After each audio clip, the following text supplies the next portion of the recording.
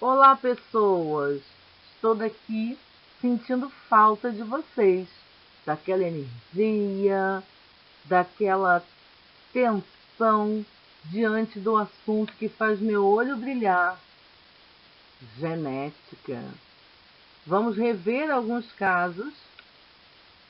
Qualquer dúvida em relação aos slides, vocês têm no caderno os registros, só que vou substituir em um dos itens, que é polialelia, ao invés de falar de tipagem sanguínea para exemplificar, como foi feito em sala, vou falar através do exemplo de pelagem dos coelhos, que é o que está na nossa apostila.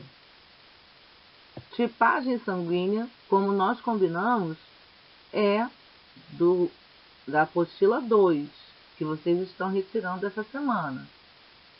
E eu vou rever, então, quando for falar do capítulo específico, do jeitinho que nós tínhamos combinado em sala de aula, ok?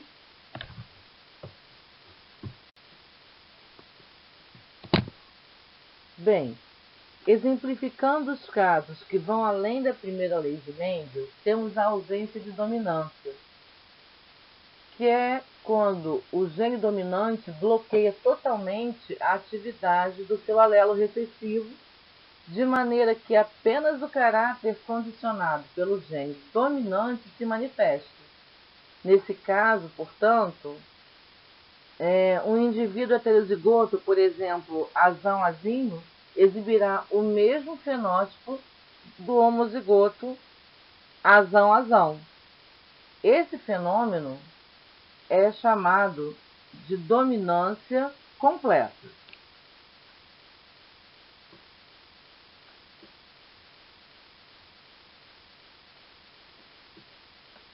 Existem, porém, casos em que o gene interage com seu alelo de maneira que o híbrido ou o heterozigoto apresenta um fenótipo diferente e intermediário em relação aos pais homozigotos, ou então expressa simultaneamente os dois fenótipos paternos.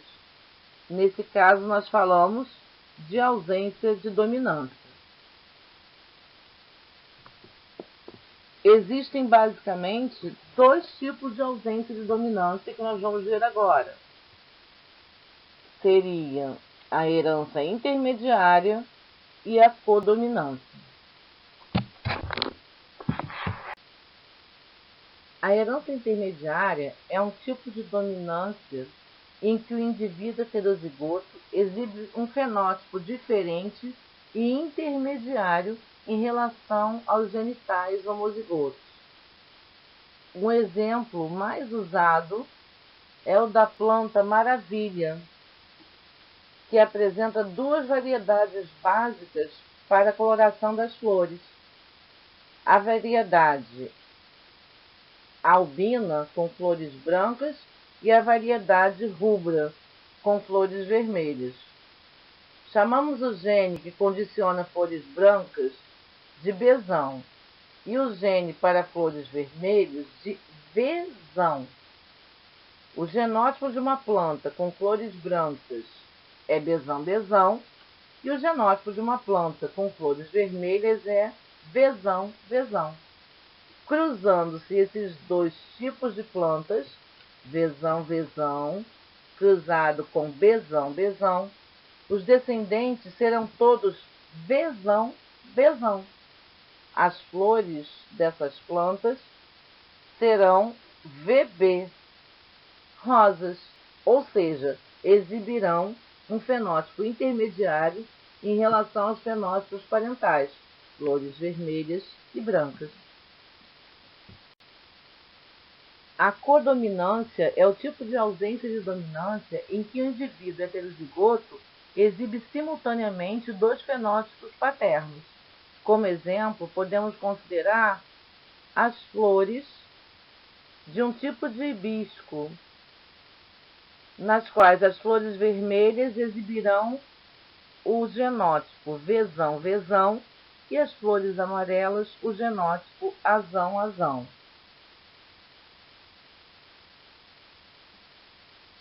Isso em relação à geração parental com os seus indivíduos homozigotos.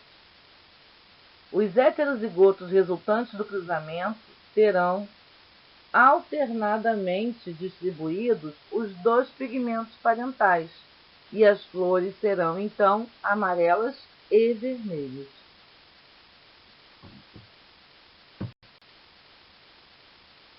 Um cruzamento teste consiste no cruzamento entre um indivíduo de genótipo desconhecido com um indivíduo homozigótico recessivo em relação aos genes considerados.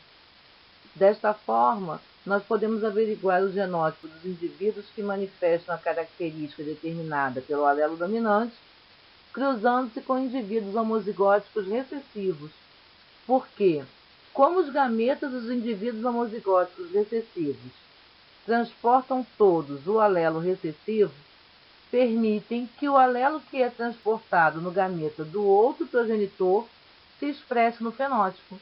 Dessa forma, através do fenótipo dos descendentes, podemos saber qual é o genótipo do progenitor que manifestou o alelo dominante.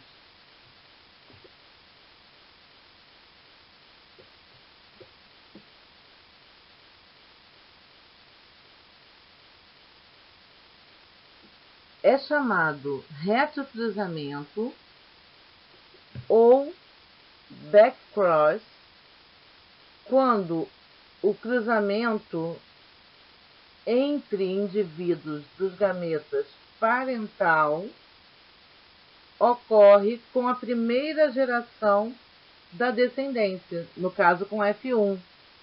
E o objetivo é identificar alelos recessivos que não se manifestam.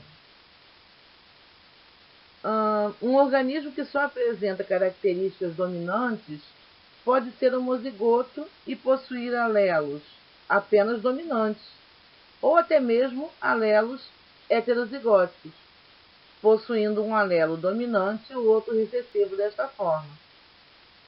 Para determinar qual é o caso, cruzamos um organismo com o outro que apresenta características recessivas.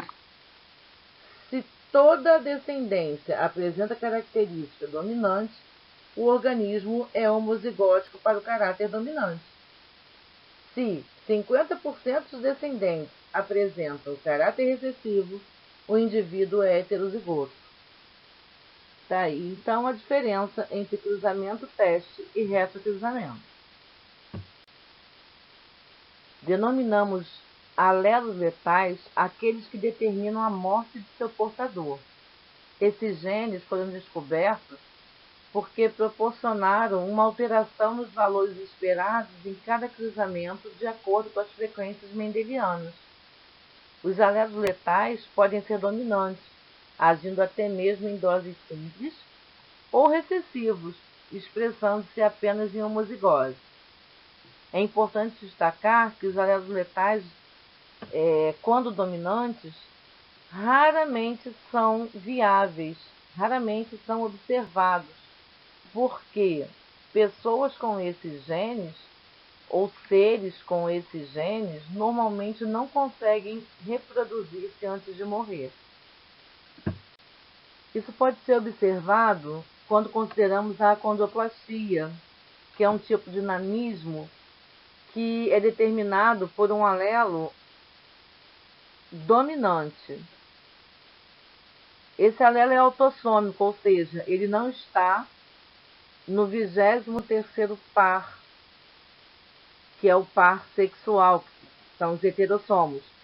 Ele está presente em algum dos 22 pares anteriores ao par sexual, no caso da espécie humana. Os indivíduos que são homozigóticos, ou seja, são azão-azão, eles vão a óbito antes de nascer. Dessa maneira, nós vemos que na proporção de F1, nós teríamos um par azão-azão inviável. E aí você passa a alterar, de acordo com a genética mendeliana, o denominador, porque você só tem em 3 eventos possíveis uma chance de nascer um indivíduo com nanismo.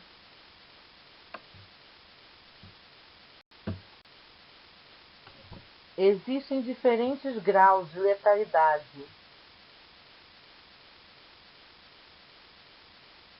Mas os 2 principais seriam os alelos letais completos e os semiletais. Os letais completos são aqueles genes que matam antes dos indivíduos atingirem a idade reprodutiva. Como exemplo, nós temos a fibrose cística, que é uma doença que afeta glândulas exócrinas, ou seja, glândulas que produzem secreções espessas e impedem o funcionamento adequado do organismo quando acometidas dessa fibrose. Essa substância espessa pode prejudicar, por exemplo, o sistema respiratório, apresentando assim dificuldade para que o indivíduo leve oxigênio até os alvéolos pulmonares. Além disso, são secreções grossas e pegajosas que dificultam o funcionamento também do sistema digestório. Já os semiletais são aqueles genes que permitem a sobrevivência do portador além da idade reprodutiva. Nesse caso, a acondroplastia, citada no exemplo dado no slide anterior, que é uma síndrome genética que afeta diretamente a ossificação e leva pacientes com esse tipo de característica a apresentarem baixa estatura, membros encurtados e separação entre o terceiro e o quarto dedo, como principais características. Essa síndrome determinada por um gene dominante que causa a morte quando em dose dupla. A consanguinidade é definida como a relação entre indivíduos que apresentam um grau de parentesco. São considerados consanguíneos aqueles indivíduos que tenham ao menos um ancestral comum. Em casamentos consanguíneos, nos quais o casal é formado por parentes próximos, as chances dos genes recessivos se combinarem são significativas.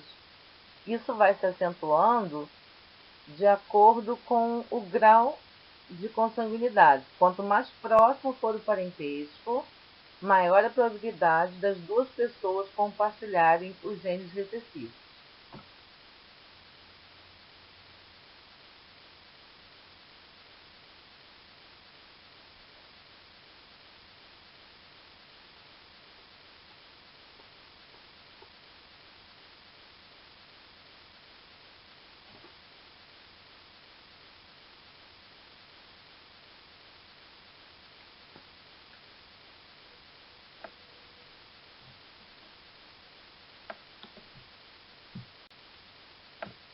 Bem, em humanos, as relações consanguíneas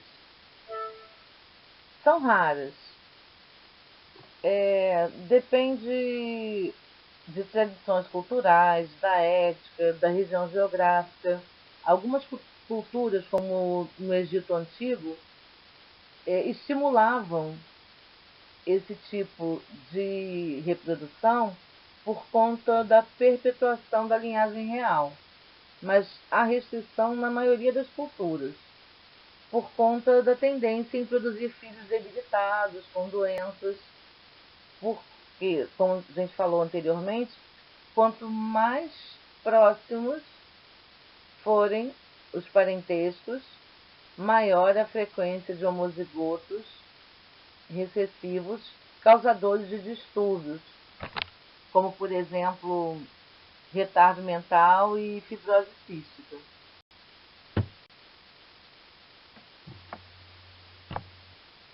Consideramos polialelia uma herança determinada por 3 ou mais alelos condicionam um só caráter, obedecendo aos padrões mendelianos.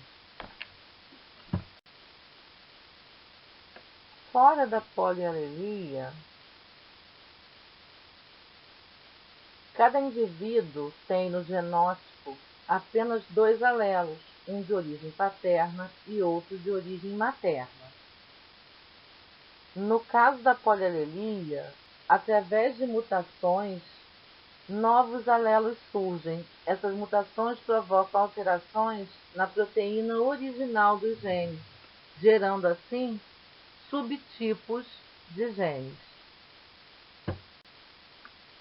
Um dos exemplos mais conhecidos de polialelia é a cor da pelagem em coelhos.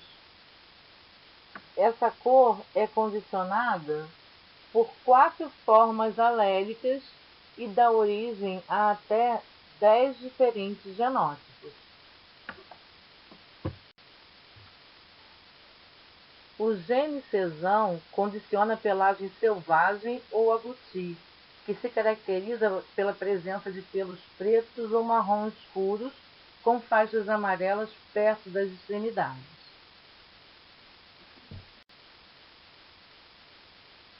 O gene CCH condiciona a pelagem chinchila, caracterizado por pelos cinza claros sem faixas amarelas, enquanto o CH condiciona a pelagem himalaia, caracterizada pela presença de pelos brancos na maior parte do corpo do animal, com manchas pretas ou marrons nas orelhas, no rabo, no focinho e nas patas.